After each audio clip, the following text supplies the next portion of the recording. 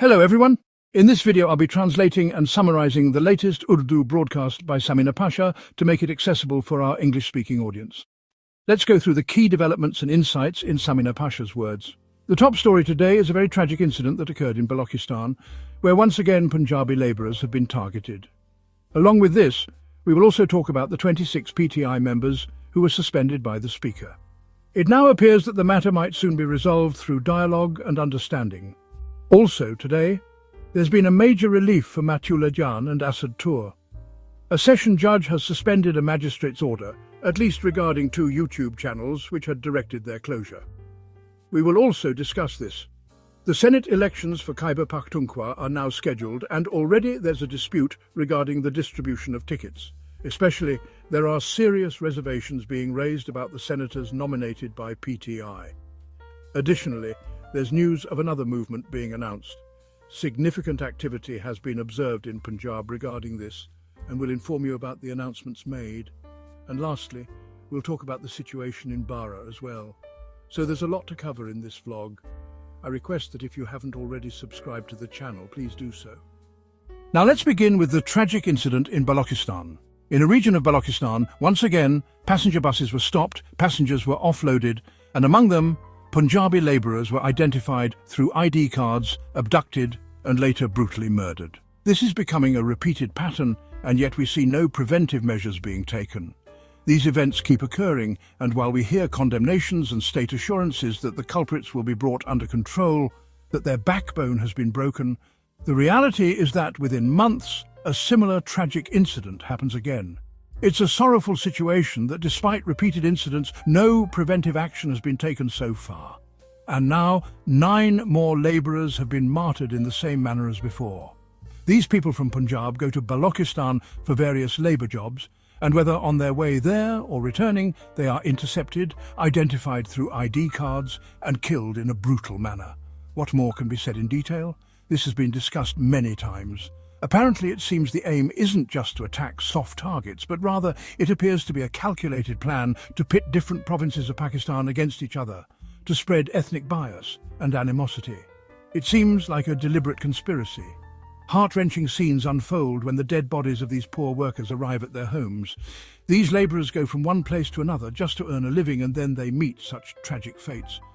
Unfortunately, we don't see any clear policy statement from the government about this. Yes, there are condemnations, but there's no clarity on actual steps or policies. Shockingly, even the Punjab government hasn't taken any real steps to ensure the security of its labourers who are being killed. We've never heard of any important meeting being called on this matter, or any concern being raised. There's an apparent silence from Maryam Nawaz's government on this, so this is quite a strange and troubling situation. But the violence hasn't stopped. And sadly, we fear that such incidents might happen again. But what are we doing to prevent them? Nobody knows. On the other hand, a tragic incident occurred involving Maulana Zeb Khan, who was targeted and martyred in a firing incident in Bajar. His funeral prayer was offered today, and a large number of people gathered after Friday prayers. As I mentioned yesterday, judging by his personality and the grief of the people, it was clear how kind he was and how much people loved him. His children's sorrow today was unbearable to witness. After Maulana Zeb's assassination, many people took to the streets today.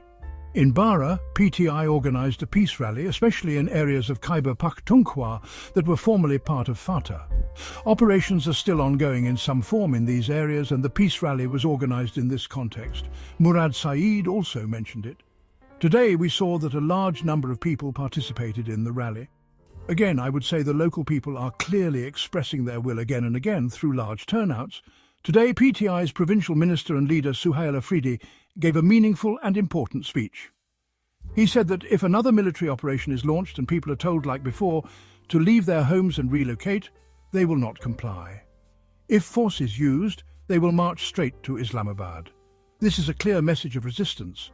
They do not want military operations. History has shown that no operation can succeed without public support. If an operation is deemed necessary, then it must be planned with local consensus, through provincial governments and tribal councils. If it's necessary, then a roadmap should be formed through dialogue and mutual understanding.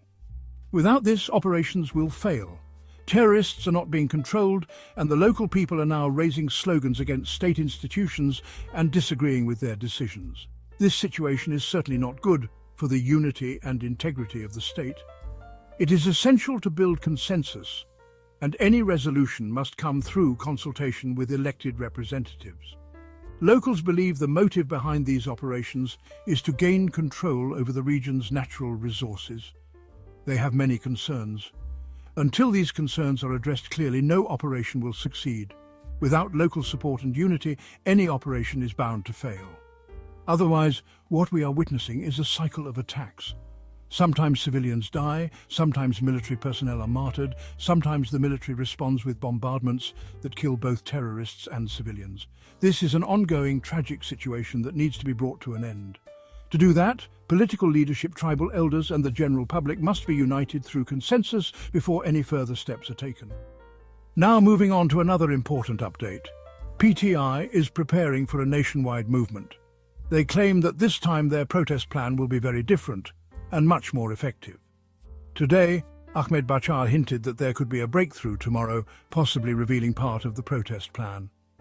Aliyah Hamza also stated that the preparations are complete, the party is well connected internally, and this time there will be strict vigilance to monitor which leaders, ticket holders or office bearers are not participating. If anyone is found deliberately avoiding participation, action will be taken against them.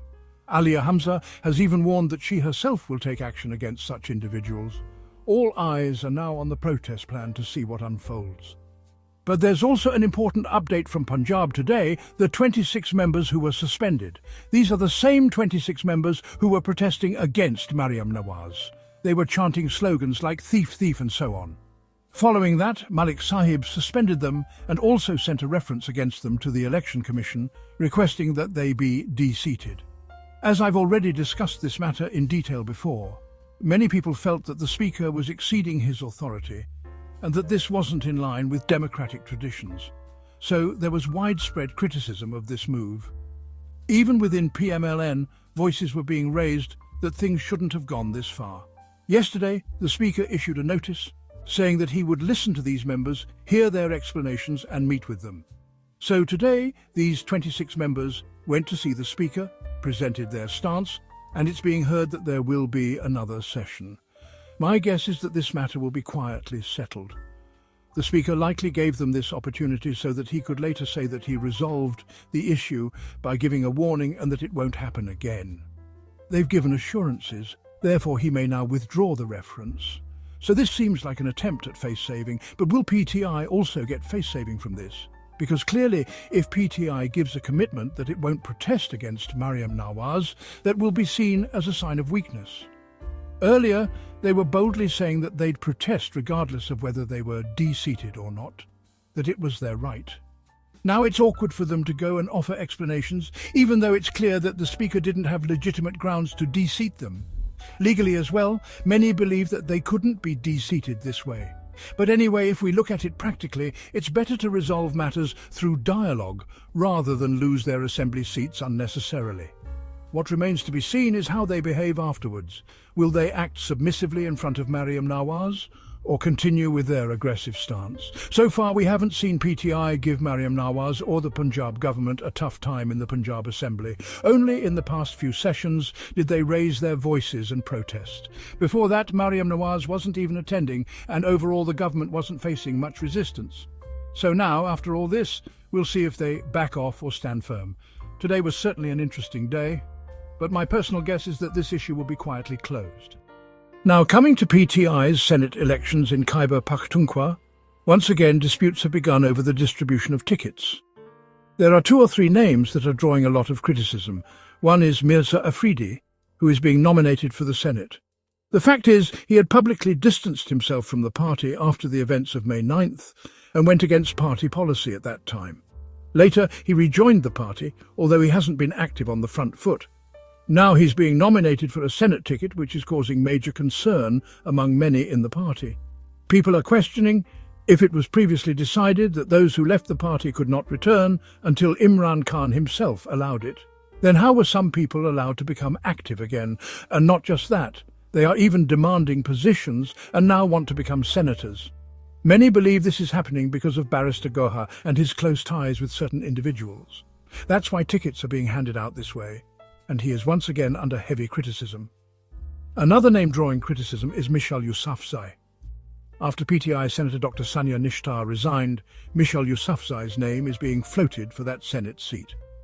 PTI workers, especially on social media, don't view her favourably. She's not in many people's good books and is often criticised. There are reasons for this. She's known to manoeuvre for tickets, has made controversial statements, seems to be part of internal groupings, and appears fond of positions. She's constantly tried to present herself as a spokesperson for Bushra Bibi and repeatedly emphasises that label. All these things have brought her significant criticism. Now that her name is being proposed for Sania Nishtar's vacant seat, people are protesting. Why is this woman repeatedly given positions when her reputation isn't good and the party workers aren't satisfied with her? And the biggest question is, where is Imran Khan in all this? If you're nominating senators, it should be clear who Imran Khan approves. How can people approve senators without even asking Imran Khan? Imran Khan's initial list reportedly included names like Murad Saeed. Some say Khurram Zishan was also on it, a PTI official from Peshawar and, I believe, Deputy Secretary of Information. He takes a very hard stance, especially against the establishment, and is very vocal. That might be why he's being sidelined and not considered for the Senate, even though many believe he should be. So again, while there's still time before the Senate elections, internal groupings, lobbying and accusations have already begun. The question remains, why does PTI keep getting entangled in such issues? Yes, these things happen in all parties, but not at the level and intensity seen in PTI. The way they publicly fight over such matters is rarely seen elsewhere. The point is, whether it's National Assembly tickets, party positions or Senate nominations, this kind of problem is very common in PTI. Even when Imran Khan was free, he used to say he wasn't satisfied with the ticket distribution and would personally handle it next time. But during the last elections, we all know the circumstances. He didn't even know who was being given tickets in some cases or what was happening. So, to cut a long story short, the same cycle has started again and the criticism continues. Lastly, let's talk about Mariam Nawaz. She is continuing her work and brushing off criticism. She has decided to name everything after herself and her father without hesitation. For example, the cardiac ward of Murray Hospital is now going to be called the Nawaz Sharif Cardiac Centre.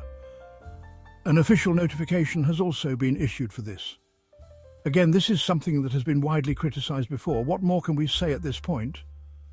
We are embarrassed, but they clearly are not. They believe it's their right to name every public project after themselves, thinking that people will believe they've accomplished great things. This mentality is not just being criticised by their opponents, but even by journalists considered sympathetic to them.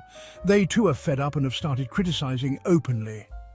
That wraps up our translation of Samina Pasha's video. I hope this English version helped you understand her message better. Please like, share and subscribe to Awami Lens to help our community grow. Don't forget to leave a comment below and let me know what you thought of this effort.